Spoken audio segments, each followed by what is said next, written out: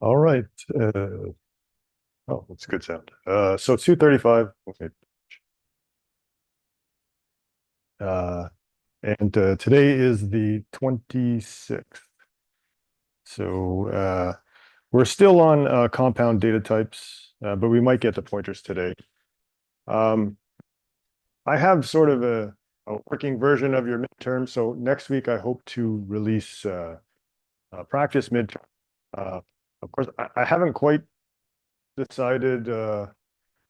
I might add some questions depending on how far we get in the material um, this week and next week. But yeah, as far as things that are due, tutorial 3 is due, and next week is tutorial 4 and assignment 2. And then after that, we'll sort of have like a midterm break from the tutorial until after the reading week.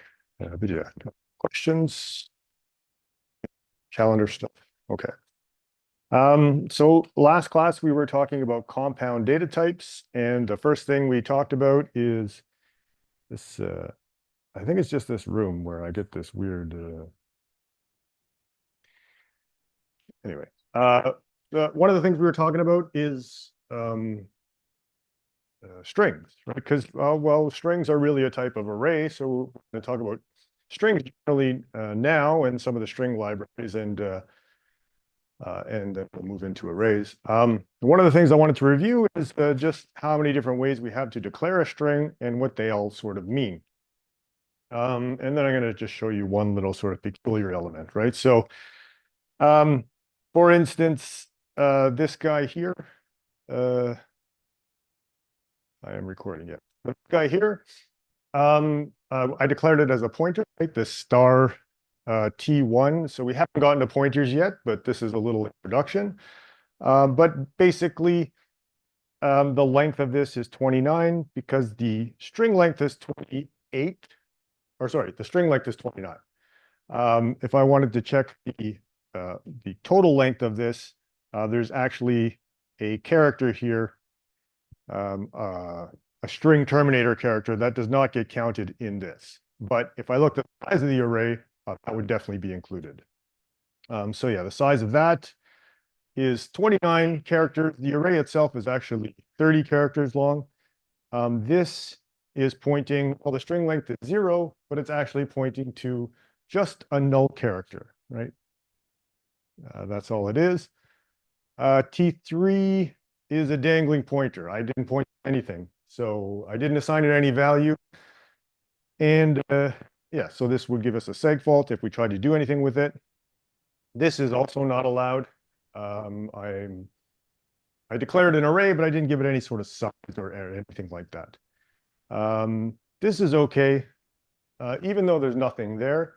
Technically, I'm still pointing to a null pointer again, right? And this would give me a size. Well, it's going to give me an array of 25. I can store 24 characters plus a null terminator character, but as to what's actually in those locations, well, I didn't initialize them with anything. Could be really any value. See a lot of zeros, but really you could get anything. And this is the same thing. Again, I'm going to get an array of 5 characters. The first 2 are going to be H and I, and then the third one is going to be the terminator character. And then the other 22, who knows? Probably uninitialized, probably a lot of zeros, but maybe some other stuff there. So I do want to take a quick look at that because, well, I guess the thing I want to focus on is, well, what's the difference between T1 and T7, right? If I took this string here and assigned it to T7, what's the difference? And well, let's take a look. So let's try and do exactly that. So this is more or less what we had. So I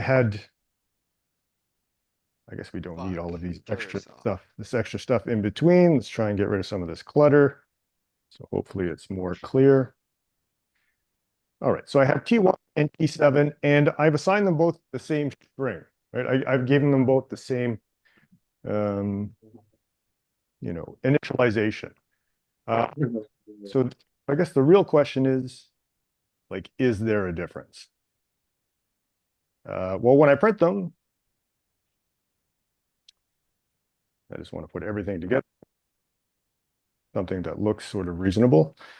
So if you just ignore the comments below, I have string T1 and string T7. I initialize them both the same way. Then I'm going to print them out, and we'll come back to this stuff in a minute. So first we're going to print them, and this is in string lib. Okay, I guess I have one errant little line up here. Yes. Let's get rid of that.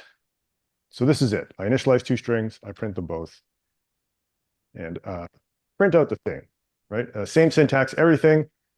So what's the difference?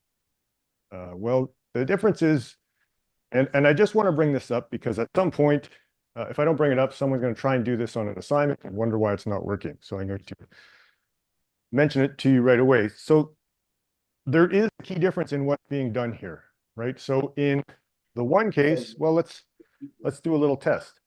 So I'm going to take the second character from T7. I'm going to set it to star, and then I'm going to print them both again.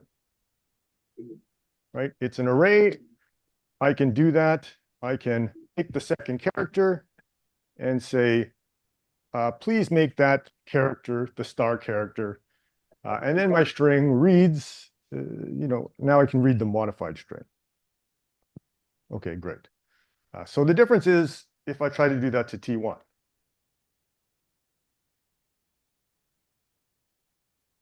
And here you can see it pausing, and then I get a segment.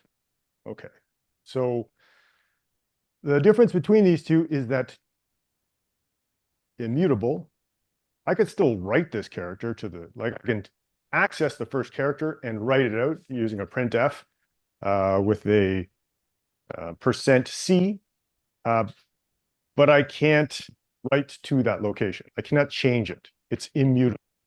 All right, so when I declare a string this way, you cannot make changes to this string, right? So I can't read to it, or sorry, yeah, I can't write to it, I mean.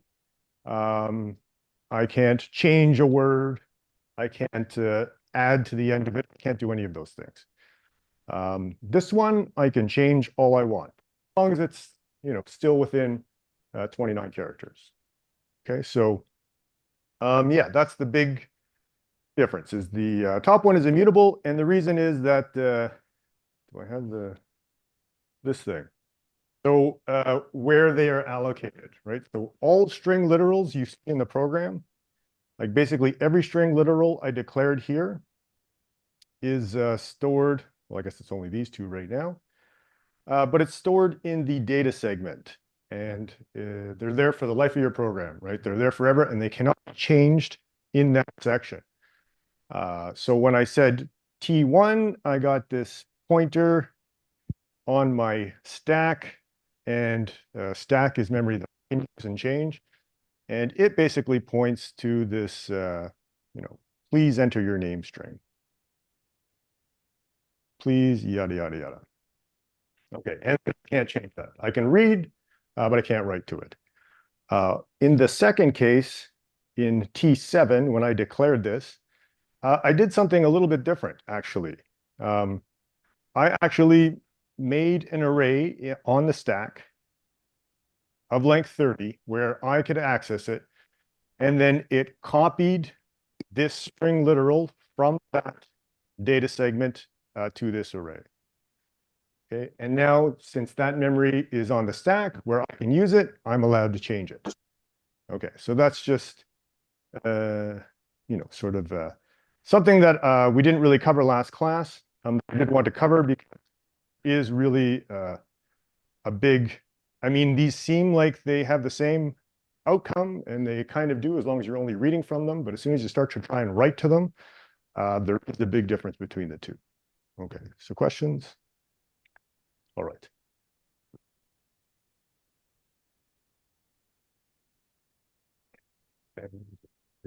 That's not there. That's yeah, string.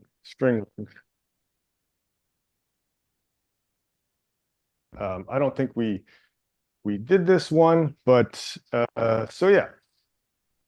And this is the idea too. If I try to do string copy, here I try to do string copy from S1 to S2. Well, S2 is pointing to nothing, so I get a seg fault. So I could do something like this. I can, I guess I don't have an example set up here. Let me see here.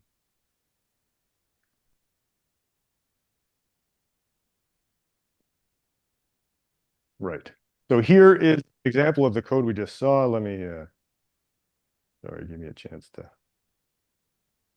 isolate that little piece of code.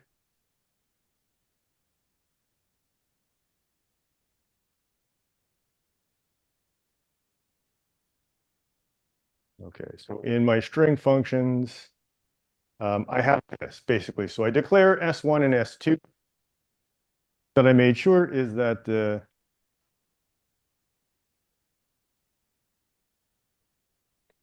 it's calling an address. T1 is technically a pointer. It contains a memory address, but actually T7 is also a pointer that contains a memory address. The difference is where they're pointing to, basically. T1 is pointing to memory that I cannot change, and T7 is pointing to memory that I can't change. So yeah, and that like contained in this syntax, right? So again, I can copy from S1 to S2, right? So this is my destination, and this is my source. And here I've declared a string of length 50, and I put it on the stack. And this is in the data segment, so I can't write to it, but I can read from it. And then, yeah, I can copy one to the other.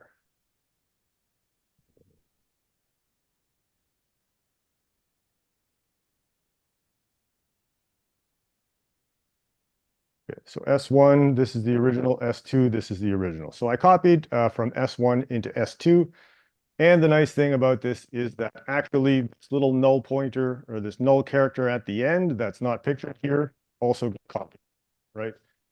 Otherwise, this would have probably displayed some garbage as well. And then, as mentioned, S2 is mutable. So maybe I want to change some of the letters, some of the characters. I can certainly do that. And then S2 is the copy. And I've changed some of the letters to be like unoriginal now. But if I try to copy in the other direction, of course, that's not going to work. Yeah, questions on that? All right. So the string copy, there is a second version of that. That is the, I guess I still need S1 here. So this is the original, and then I'm going to copy that into S3, but now I'm going to use a slightly different command, str with an N here, and I'm going to say, well, just copy 11 of those characters. Oh, we already did this. Sorry. Let's try it anyway. So yeah, now here I got the garbage. So as mentioned, the string end copy, I copied 11 characters from the original, but that means that I didn't get to the null pointer character, right? So in this case, I ended up displaying something with a little bit of garbage. And but when I add the null pointer character to the correct location, then the second one displays correctly. So here we go. Yeah, we did that one, but okay. So we have string compare. String compare do. Well, it compares them alphabetically, right? So more like lexical graphical order, right? So that's more generally speaking what we do if I have two strings. Let's see, A, B, C, D, A, B, D, C. So I want to compare these two. So lexicographical order means that I start by comparing the first one. And if they're the same, right, I look at location 1 in both strings. And if they're the same, I compare location 2 in both strings. And if they're the same, I compare location 3. And in this case now, the first string is less than the second string, right? Because C comes before D. Um, putting on the stack. Yeah, so I've been talking a little bit about the memory model. Stack means that it's the function call stack. And the short answer to that is that the function call stack is where, when I declare a variable, space is allocated on the function call. I can now change the value of that variable. It's memory that I have direct, it's mutable memory, basically.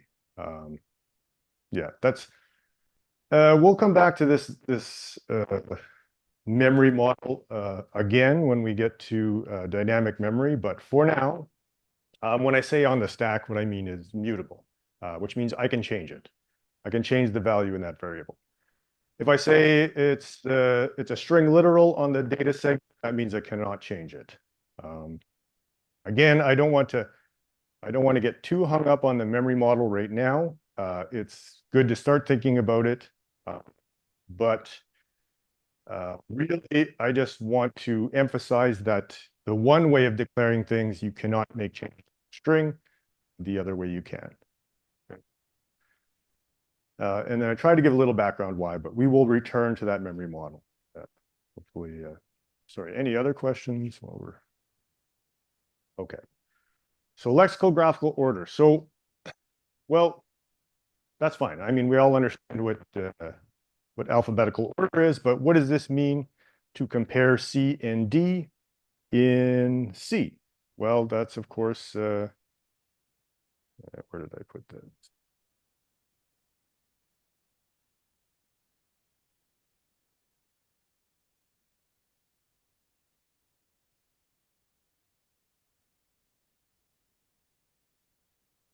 Oh, that's right. I don't have it here. Okay, never mind. Well, of course, we talked about ASCII values, right? So really, when I look at a character, like if I look at A, I can say something like char C equals the character A.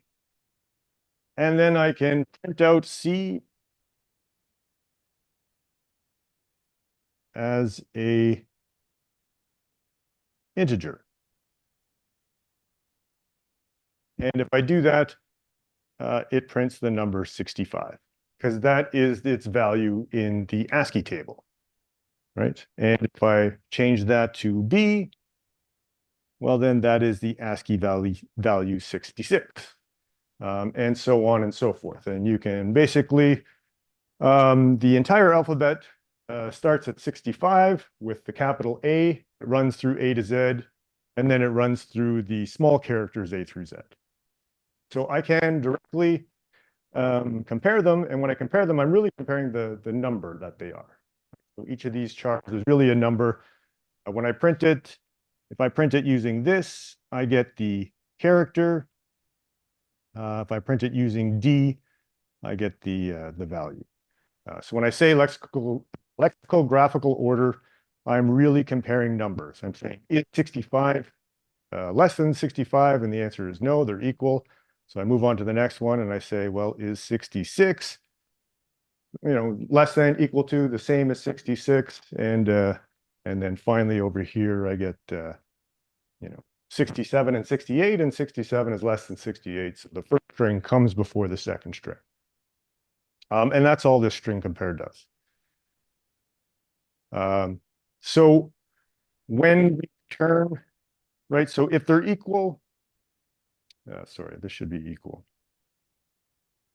If they're equal, it returns a 0. So it's going to check each of these characters in turn, and if they all are the same, it's going to return 0.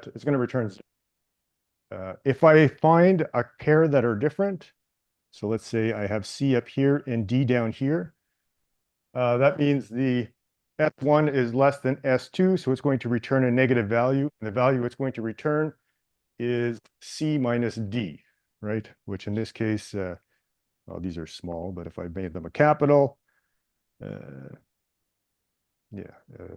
say it's a capital C minus D. Well, that is actually 67 minus 68, and that's a -1. So in this case, it's going to be the negative value that it's going to return is -1. Okay, and if S1 comes after S2, if these are reversed, then it's going to return a +1, right? And if there was a bigger gap, like if this was a G, right? So then D, E, F, G is going to return 3. So the value it gets is by subtracting.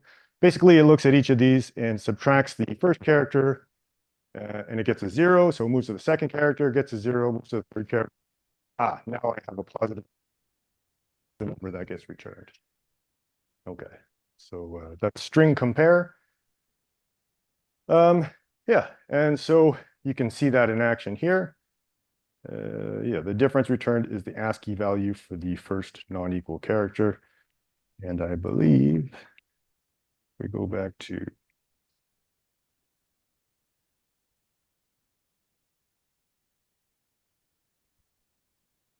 we have that example. So we can compare Chris, Jen, and Will, and yeah, in each case. Right, so comparing Chris to Jen, well, the first character C is less than the character J, and it comes basically 7 positions before J in the alphabet. If I reverse those, of course, I get a +7. J compared to Will. J, is it really only 13 to get to W from J? I guess so. That seems to make sense. So yeah, J comes 13 before W in the alphabet, and C comes 20 before W in the alphabet. So we get a +20, and then here they're equal. Questions? Okay.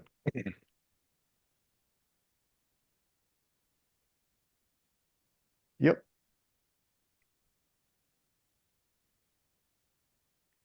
While you're writing your question, I'm just going to bring n compare.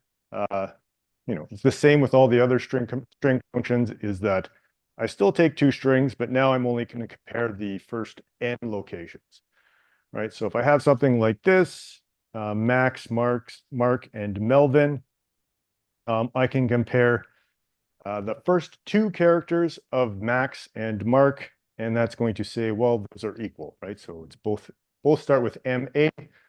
So yeah, I would get a 0 output from there. But if I compare the first 3 characters, well, X comes after K, we get a +6. Sorry, not K, R. I was going to say.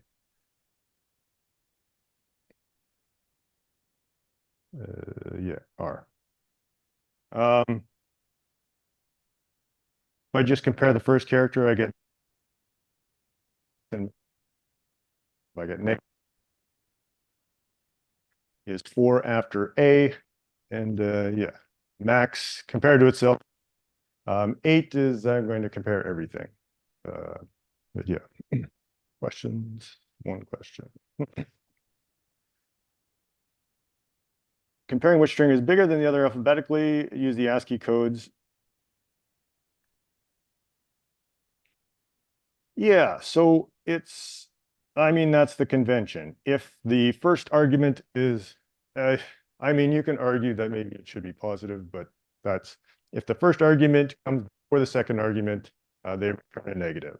Basically, they're doing S the first argument and S2 is the second argument. So they're doing S1 minus S2, essentially, or at least the whatever character they're comparing. Right, so that's why it's just, I guess, maybe the most natural thing to do. For instance, in this case, string compare S7 to S8. I'm basically doing S7 at whatever location minus S8 at whatever location.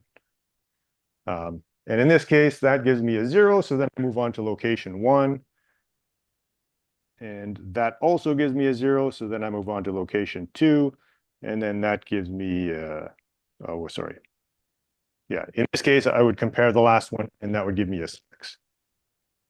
So yeah, it's just the way, it's the convention. If the first one's smaller, it's going to be negative. And I guess because they just really just straightforwardly apply the math. All right. Other questions? Yeah. And for example, two separate maxes, like if both set of max, an S6 and S7, Yep. and you compare it to 8, would it give you possibly give you a non-zero answer if like with the 8, would it keep counting after the null point character for the terminating character? And then if there's garbage that's different. I I didn't quite. So two of them. Separate variables that have the same, like they both have max. Right. Farther than whatever the last character is.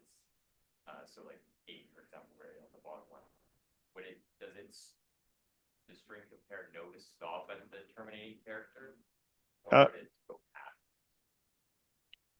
No, it is stop at the terminating character. I guess, are you saying like if I added an extra character here or something?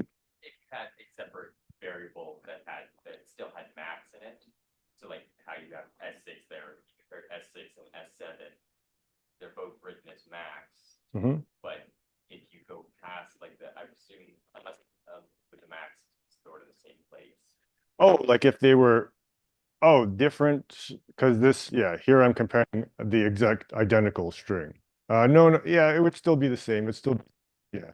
It's not going to look past the terminator character. Yeah. Yeah. What if there's space after the X?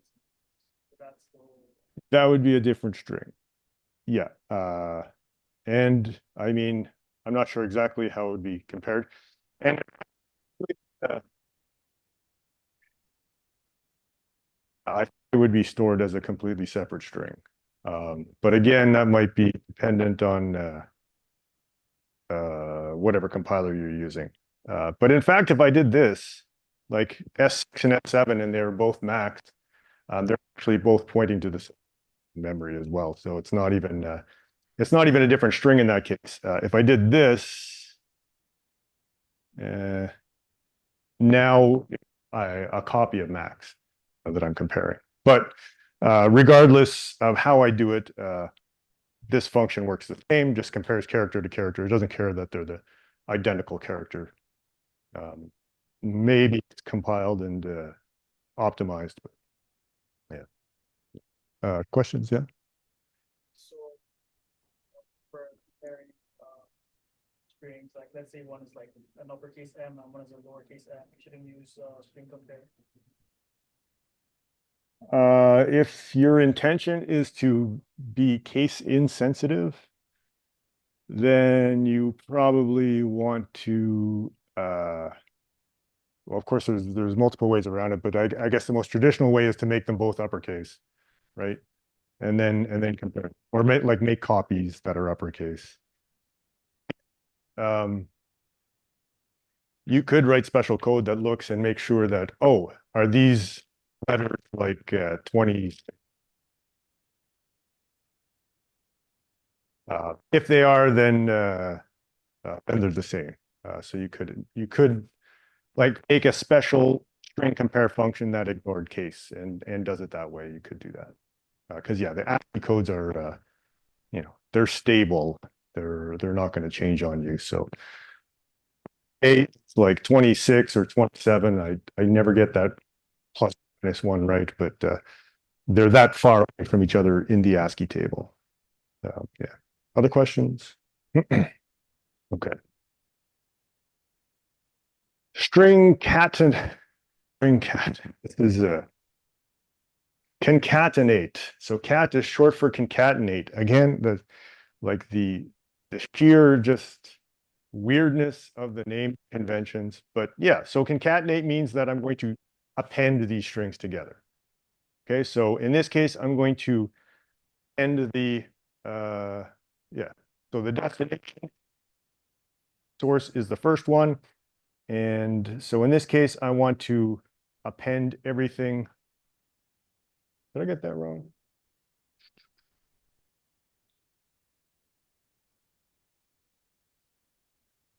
I did get that wrong. Sorry, destination is the first one. All right.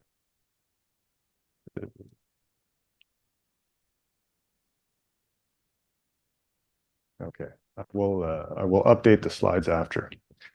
So yeah, the destination is the first one. The source is the second one. So I'm going to concat N1 onto result. Start off by pointing, result to an empty string. So this is, I've allocated 50 places in memory, and the very first one is null character. Okay, so what it does is that when I concatenate N1 onto this result, it finds the first null character. So this is where the first string ends, right in the first location. It erases it, and then it writes, well, in this case, it's going to write Steve in there. Steve, and then it's going to put the null character at the end. All right, so this first one is going to make result equal to Steve out. Then I'm going to concatenate this comma and a space. Again, what it does is it finds the first instance of the null character. That's where the original string ended. And then from there, it adds comma, space, null character. Okay, and then in the next, I'm going to concatenate N2 onto result. So now, it finds this, deletes it, replaces it with Martha, and then the null character. And then it keeps going into that. So each time it updates the null character for you. And then in the end, this displays all of the names appended together in result. I can do the same thing, just append n characters. It's going to behave a little bit differently, but it's still going to end each of these with the null pointer, right? So I take two characters from N4. So I'm going to start with ST. Then I'm going to take two characters from N5, right? So it's ST, null pointer. I take the first two from N5, it's AR, and then it puts in the null pointer. And then I take three from N6. Well, I take all three, so TUP, null pointer. And then I take 999 from N4, except that it's going to stop when it gets to the end of N4, right? So it's going to delete this, write Steve, and then put a null character because that's the end of that string, right? And then when you write it, start up Steve. Okay. So yeah, any questions on?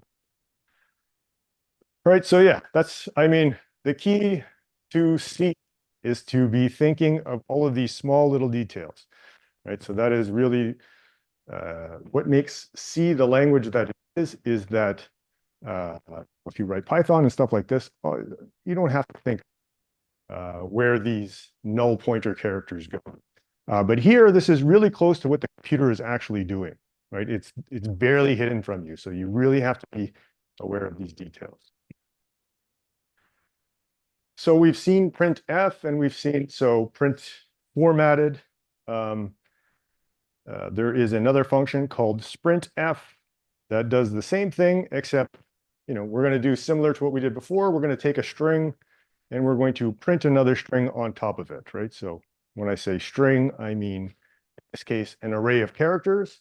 In this case, it is size 50. And then I'm going to take I'm going to have a string called Bob, and then I'm going to have an int and a float.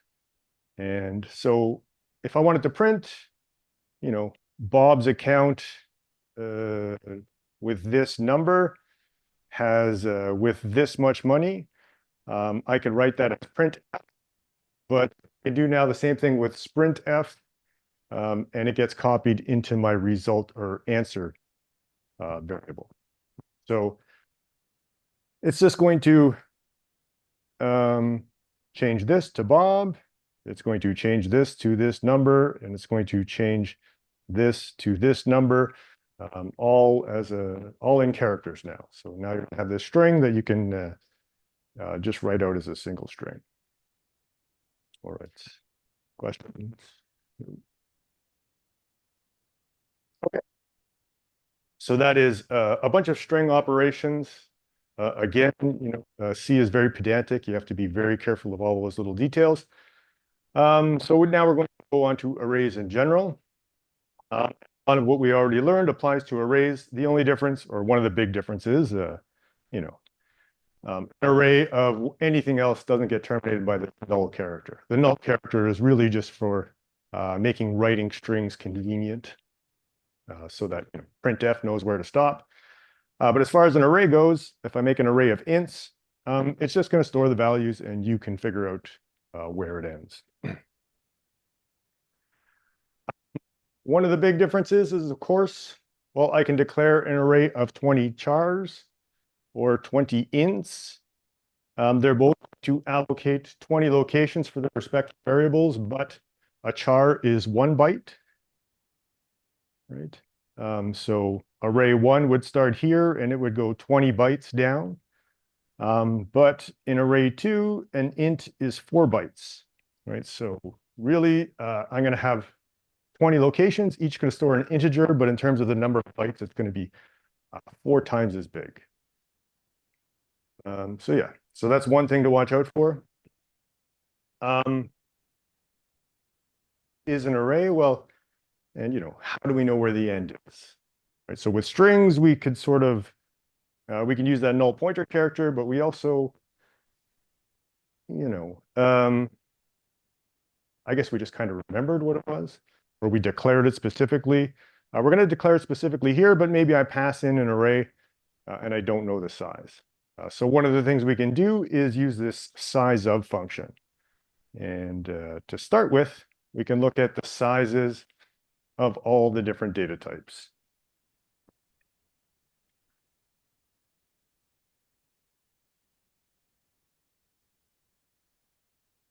And we'll get to this after. Oh, oh yeah.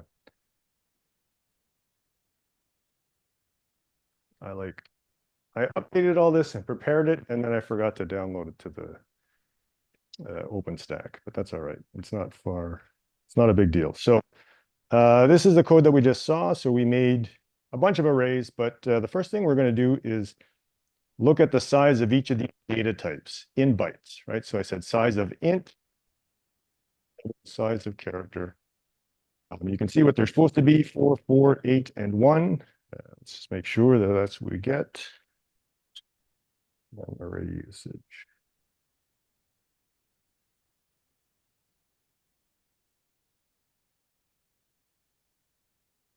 Okay, so the size of an int is 4 bytes, a float is 8 bytes, a double is 8 bytes, a character is, a float is 4 bytes, double is 8 bytes, character is 1 byte. Okay, so we can use those to figure out the size of our arrays. But, so we've declared 4 arrays. This is an array of ints. This is an array of floats, array of doubles, array of characters, size of 5, 3, 6, and 10. But the size of, when I ask the size of the array, it's just going to give me that size in bytes, right? So this has size 5, array 1. It's size 5, 3, 6.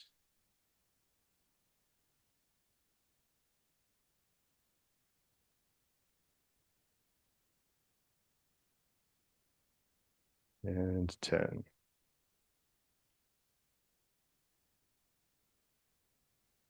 Okay.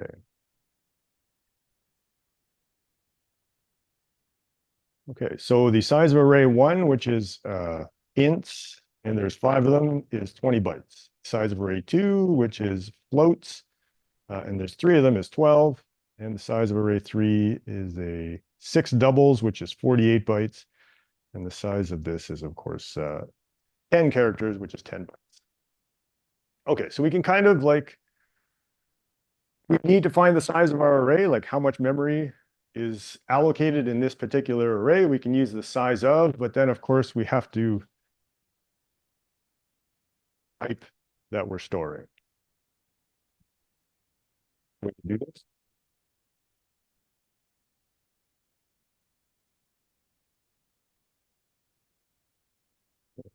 Yeah, so I can say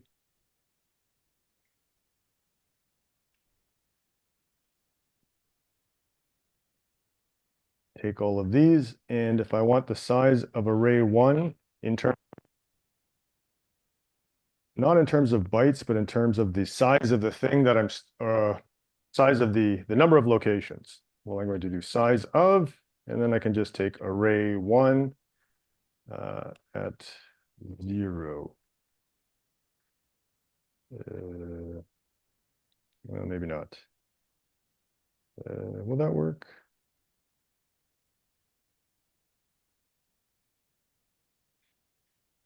Let's see if that works. So the size of array 1 is 5. Yeah. So you can do it explicitly. I can say, well, I know array 1 is an array of ints, so I can do the size of int, right? But if I wanted to write, and this should, right? So the size of array 1 is 5. But if I want to write general code that I can reuse for different types, I can just take the first element as long as it exists, and I can take the size of that element, right? If it doesn't exist, this will be trouble, but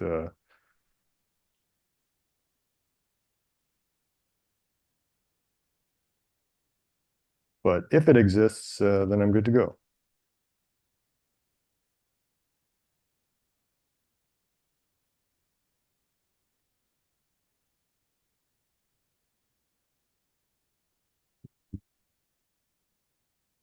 Three and 4.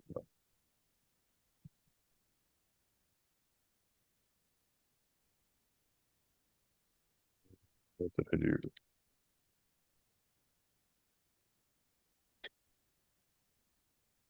Yeah, okay. Well,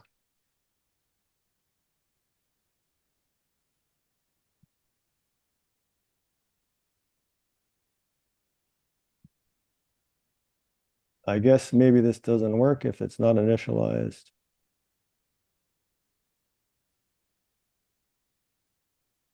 Oh no, okay. I don't know.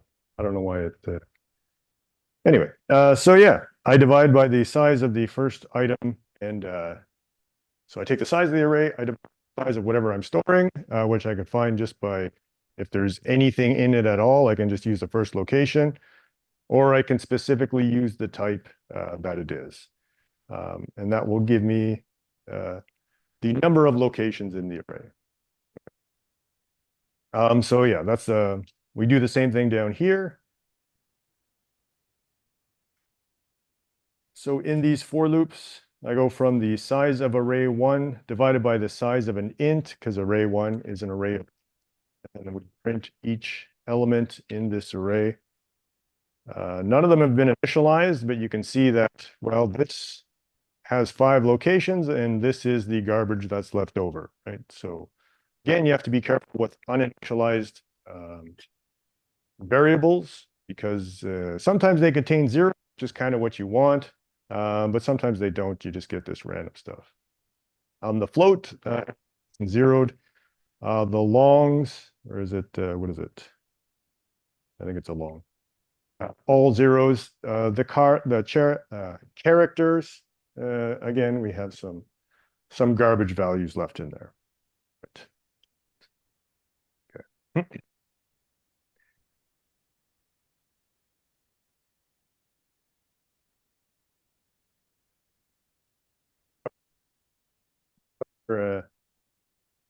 What happens with this one, right? So this is another way to declare an array, sort of, right?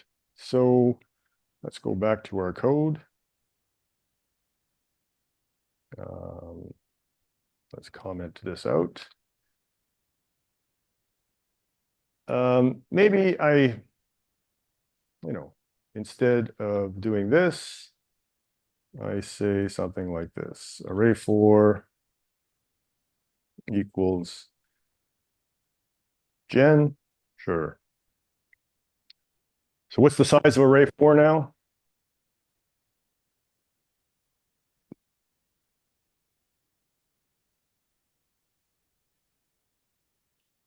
or let's try something. Before we do this, let's do this. Array 4.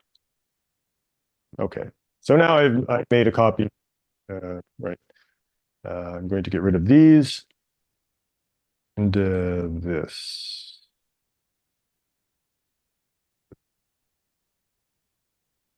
Okay. So we're just looking. Oh, sorry. This is the one I want to keep.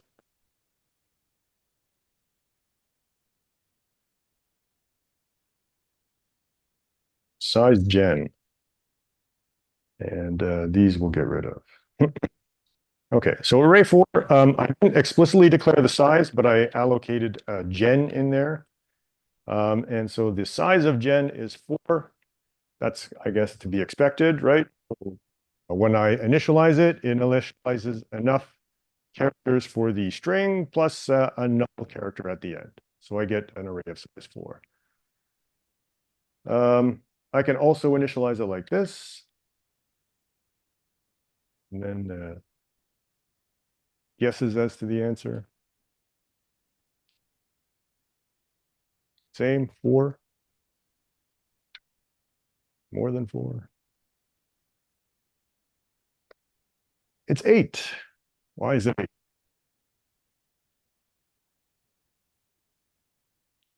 Right, so this is actually, so when I said arrays are pointers, I probably said that at some point.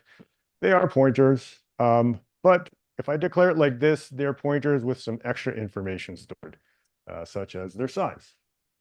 When I declare it as a pointer explicitly, well, a pointer is a memory address.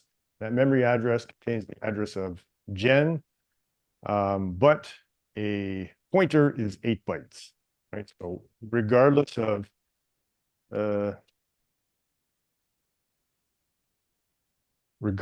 the size of my string,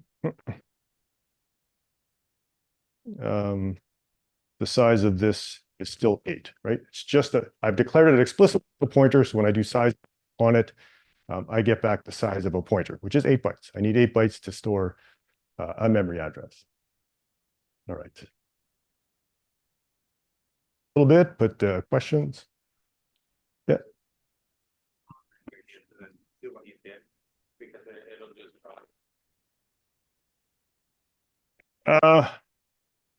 If I mean, you have to be aware of it, right? So that's why it does sort of make sense to like explicitly declare your arrays, because if you do it this way, then 3 is still like sort of a pointer, but it carries this extra information.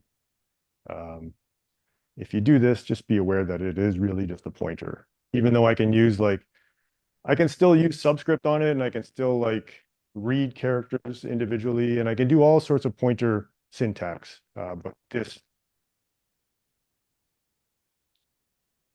All right, other questions? Okay. Okay.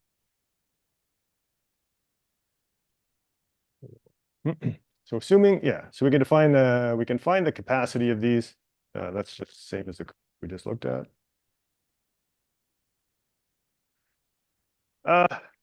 We'll briefly look at this, right? So 2-dimensional arrays, I can also find the size of a bunch of things, right? So we did use a 2-dimensional array in assignment 1. I can declare a 2-dimensional array like this, and I can initialize it like this. And then when I access members of the array, the first number is the row and the second is the column. So 2, 0 is row 2, 0, 1, 2, and column 0, which is 0, 1, 2, 3.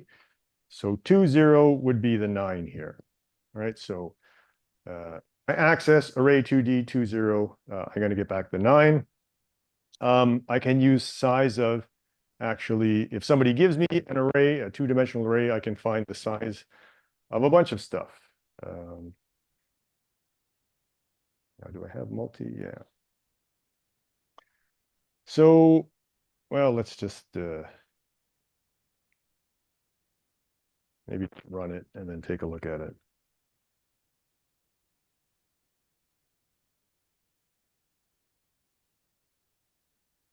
Okay, So I made a two-dimensional array and a three-dimensional array. The size of the two-dimensional array is 48 bytes.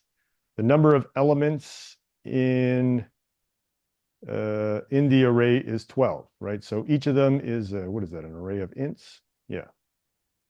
So each of them is 4 bytes. In total, that's 48 bytes. The total number of elements.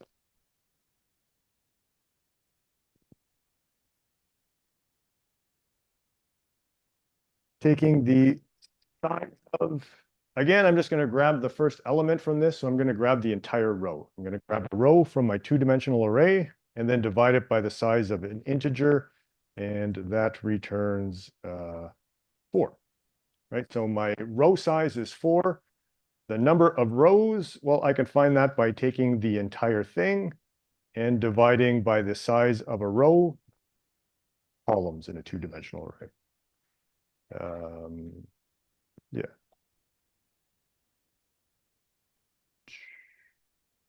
Oh, sorry. Number of elements in each row is the columns. The number of rows is divided by a column. Yeah, sorry. It's a little more, but yeah, I'll kind of leave that for you guys. Questions? All right. So that brings us to structs and unions, which is, you're going to be using structs quite a bit moving forward in assignments 3 through 5. So in Java, you can, of course, take a bunch of data and stuff it together into a class, right? And a class also has methods that act on that data. But the precursor to classes is actually structs from C, right? So this was the original idea, is that I want a bunch of different data items. I want to basically just line them up in memory and grab whichever one I wanted, right? Just by asking for an offset. So yeah. For example, if I have, 1, 2, 3, 4 bytes, I can store an int here. And then maybe after it, I'm going to store a character, and then maybe another character, and then maybe a third character. And so an int followed by 3 characters, well, that's like my piece of data, right? And I can just, every time I ask for this, whatever int char type, the compiler knows to allocate this much data, right? So 7 bytes. It'll actually pad it a little bit, but we'll talk about that. So the main idea behind it is, of course,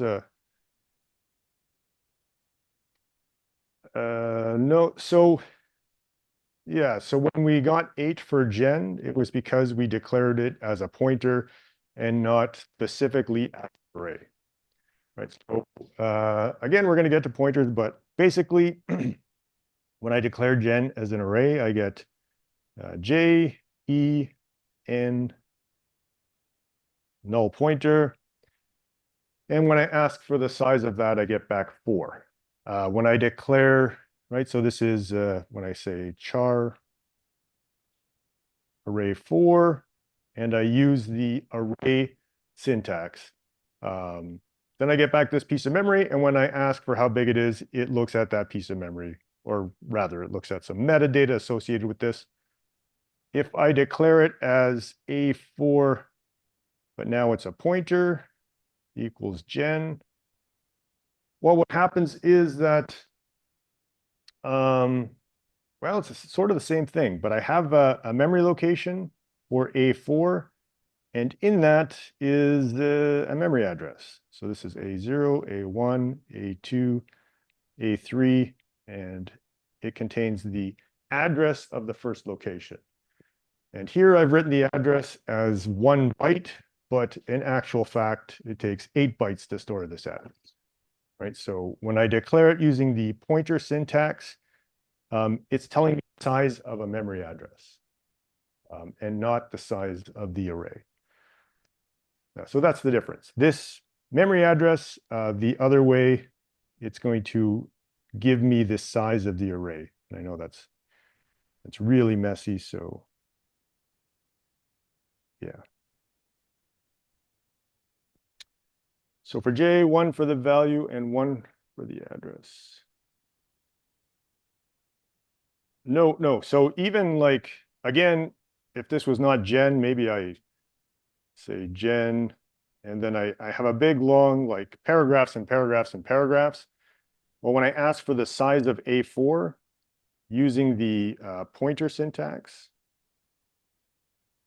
it's giving me the size of this and not the size of this. Okay, so that's the difference. So when I ask for the size of A4 this way, I get the size of this memory. When I ask for the size of A4 this way, I get the size of this memory. Technically, they're both kind of the same under the hood. The sort of the metadata associated with them is different. They're both really just pointers, but all right. Other questions? Okay. So yeah, so something like this, I want to store an address, right? So a name and an address. So patio lantern on 187 B Street, Oak Street. So yeah, I can make all of these separate attributes, and then when I want to print out patio lantern and their address, I could do something like this, right? So printf the name, printf the street number and the street name, and the city and the province and the and that's fine. That actually works. That's no problem. But what we really want is something that says, well, I'm going to use address all over the place. So I don't really want to like copy and paste a bunch of code that looks like this.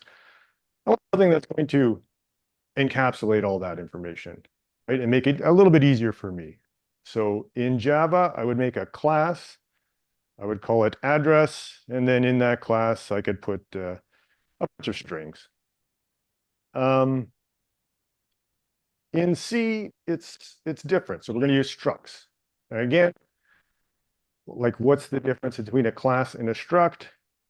Technically, nothing when you compile it, right? When you compile it, a class and a struct are both just a bunch of data. The idea that they have methods, just an illusion, right? That's just enforced by the compiler. It just makes a method. Every time you call that method, it makes sure to pass in a struct as one of the arguments. You have access to the member variables. So structs are really sort of, structs and classes are sort of the same. Structs don't have methods in C, but when you compile them, it all ends up being the same anyway. So I can declare a struct. Typically, we use the word type to indicate that we are making a struct. Yeah, so this would be struct address type. The problem comes, right, you can see two different ways of declaring it. And the reason why we do that is because, well, if I want to declare an address variable in Java, I would just declare it like this. If I want to declare an address type in C, I have to include the struct, right? So technically, it's not an address type all by its lonesome. It is a struct address type. But that's kind of awkward. So C has this nice thing, type def, where we can define a type and give it another name. So I'm going to, for instance, I could say int ID, right? So now if I want to declare an int, I could say int x, or I could say idx. And both of those mean the same thing. So what we do is we take this big awkward thing and we say, well, I'm going to make a type def address type that is a struct. So if we go back to here, I say type def struct. I don't give it a name yet. So I'm saying, well, there is a struct. It has all of these attributes, and the name is going to be address type. Okay, so in this case, if I want to declare an address type, I just have to write the one word. So a little bit weird, but yeah, basically, this is the typical way, but it's a little bit awkward because now my name contains the word struct. So if I want to do the exact same thing, but have a shorter name, I would declare it like this, right? And I can just call it an address type and not a struct address type. One thing to note, it is just a statement in C, so we have to end it with a semicolon. All right, question so far? Okay.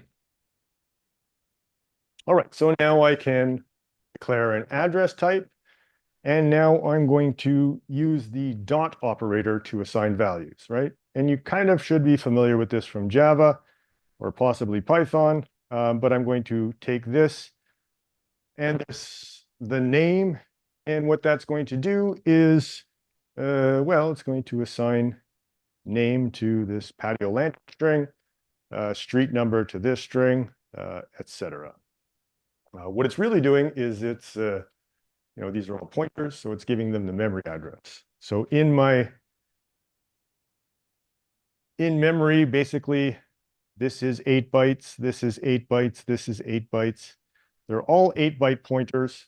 And then when I these values, well, it's going to give it the address of start of this string and the memory address of the start of this street number, etc. Okay, so you can see a quick example of that.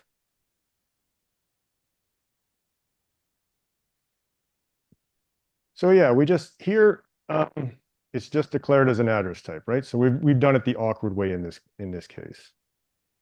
So yeah, this is, I would do it. I did declare a struct type add. Then when I access them, again, I can use the dot operator, and yeah, it's basically a composition of a bunch of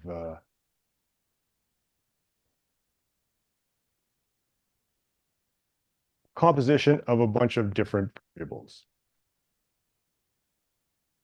Yeah, so patio lantern, 187B Oak Street, Ottawa, Ontario. Been crazy there, but questions?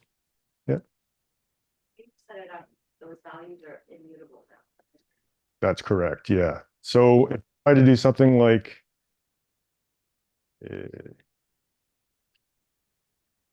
and then I could do something. Should get a segfault. Yeah, so they're, yeah, exactly. So basically these are all pointers and I'm pointing them to string literals. So it's a good observation. I suppose I could like do something like this. Perhaps. Would that work? No, because I have to initialize it to a size, eh? So yeah. This way is efficient. There are ways around this fact that they're immutable. But yeah, for now we're okay with this. What are structs and unions and where and how to use them? Yeah, we're looking at that right now. So a struct is basically just a bunch of data types shoved together in memory. That's basically all it is. And then there's a special syntax for accessing them. So I declare a struct of address type.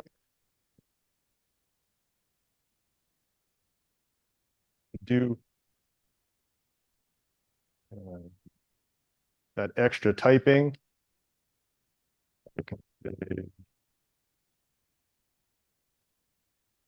Well, I'm saying I'm giving you a type. It's a struct. I didn't put a name, but it's a struct of this type.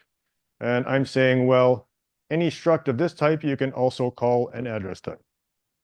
And when I declare it down here, I can take away this struct. It's the same.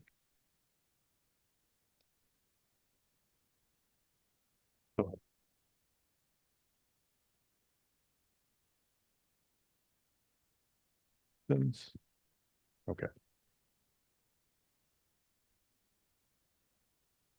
Also have structs inside structs, right? I can use structs to compose other structs. So here I have a name type, and here I have an address type, and maybe I want to make a person type now. So in my person type, I can declare a name type, an address type, and then maybe some other details about that person. Okay, so what's going to happen is, well, again, these are all just going to be shoved together in memory. The way this is, that's not quite an accurate diagram, actually. So a more accurate diagram would be,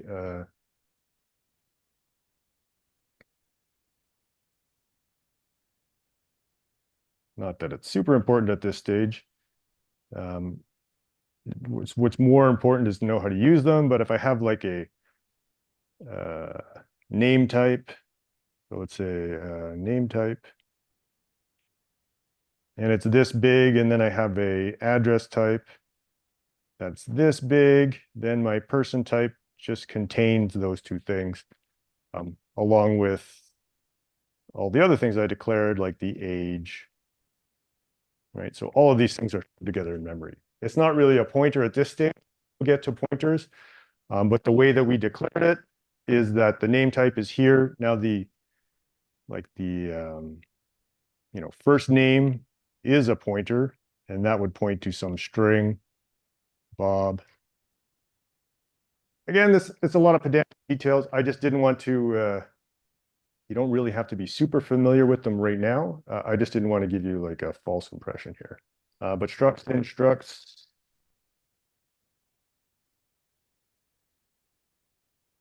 We have a name type, first, middle, last, a address type, and then a person type.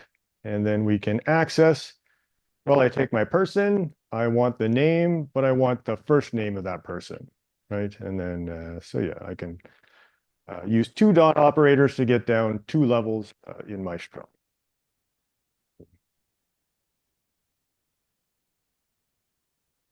Structs, instructs. Yeah, so patio lantern, 24-year-old non-retired male weighing whatever. Yeah. Questions? Yeah. For the recursive classes, so is there like a different like benefits of then pretty much just use classes? Oh, you can't, there's no classes in C. So classes are, but in C++, for instance, you have structs and classes and they're identical, right? Because when you compile a class, you get it, what it does is it makes a struct, makes a bunch of functions or methods that take a struct as an argument, right? And then compiler makes sure that, when you call a function, it makes sure that there's an object that exists, but it's all just really an illusion.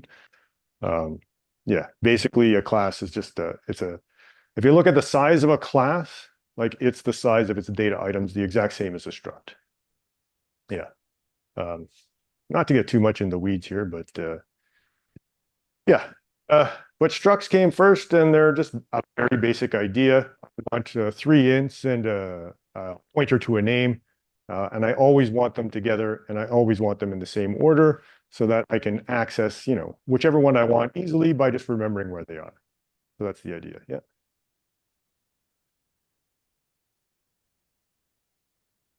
Right. You mean that? No. Then though like whatever will be inside of the struct might be different classes. Yeah, it can be different types. I'm not sure what. Maybe what would be the benefit of declaring the type of struct leaving Oh, you mean where was that? You mean this as opposed to the other way of doing it? yeah. Yeah, it's just convenient. If I don't do this, if I do this, I can declare address type address. It's a struct. If I don't do that, I have to declare it as a struct. Right. So yeah, this way just means I have to add this extra word here. Most programmers don't like to do that because it's, even though it's slightly more clear what you're doing, it's just cumbersome, right? Yeah. So this is sort of the preferred thing. So when you put type, that sort of indicates that, this is maybe not a struct per se. It's certainly an indicator that's a struct, but type could actually mean, depending on what it works, something else as well. But yeah, other questions? Okay.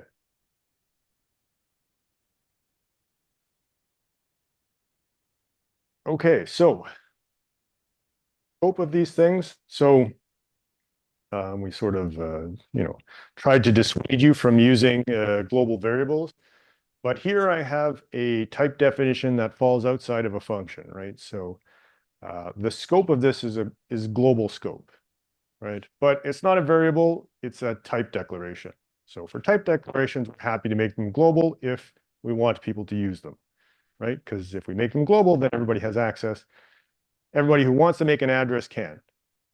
If I put this inside my main function, then I can only use it inside my main function, right? So if this was linked to some other file with some other functions, they would not be able to use this if it was inside of any function, really. But as long as it's outside, then you can use it and in another file. Okay.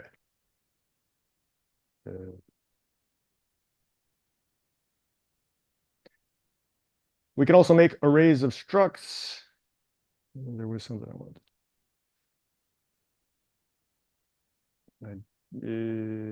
Yeah.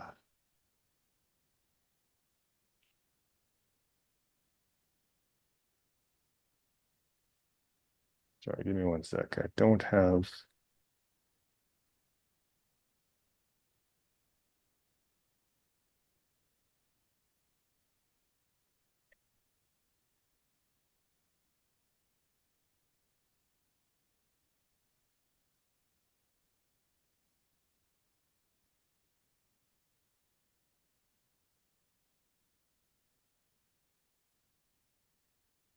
Okay. All right. So here we have yeah, a bunch of structs that are composed of other structs and types and things like that. So we have a div type, we have a performance type, and we have an athlete type. So the div type contains a pointer to a character and that, well, 8 bytes for the pointer, 4 bytes for the integer. So we would expect div type to have a size of 12. And also an array of floats, which is size 8. So 8 floats is like 32 bytes, and a div type is 12. So that should be 44 bytes. And this should be 8 bytes, 8 bytes. Now it's an array of performances. Each of those is 44 bytes times 3, whatever that works out to. I think we put it down here somewhere.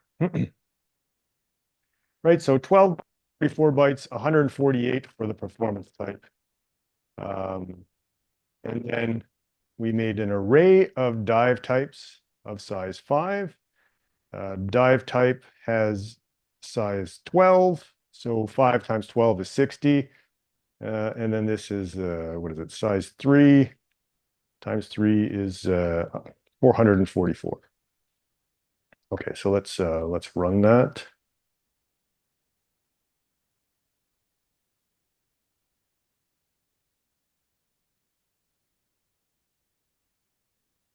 So when we use the size of, we get 16 when we should get 12. We get 48 when it should be 44. We get 160 when it should be 148. We get 80 when it should be 60. So we're getting, seems to be like bigger than we would expect. All right, so what's happening when we shove these things together in memory is that, well, the compiler doesn't like it when things are offset, right? And in fact, it likes it when it can put a bunch of structs in a row and they sort of, well, basically what it tries to do is make it some multiple of the biggest data type, right? So it's going to round off and make them bigger. So in order to sort of align your struct for easier storage and retrieval, it will add a few bytes. This is dependent on your operating system and compiler. So you may not always get the same although you probably most likely will.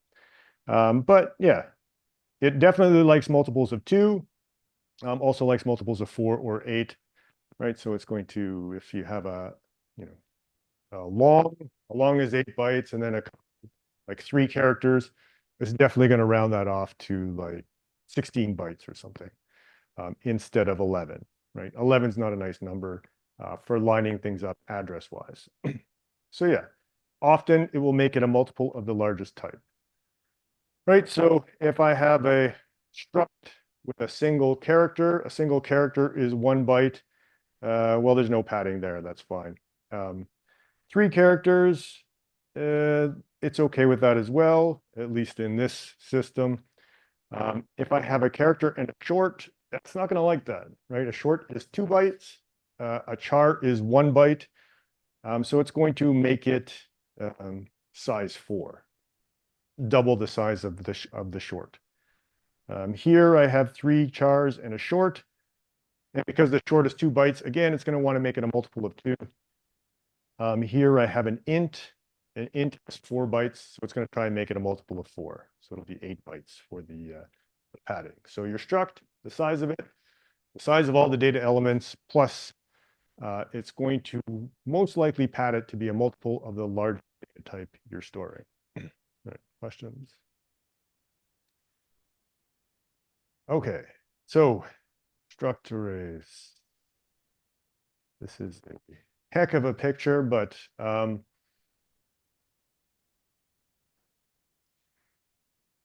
the idea behind it is, yeah, it's not a great picture. I didn't realize that when it is in the notes, but it is a bit deceptive because we are not using pointers at this point. So it's not a great diagram. But basically I can, the idea behind it is sound in that, no,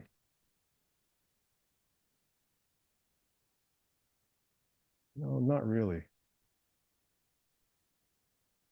All right, I'm going to come back to this because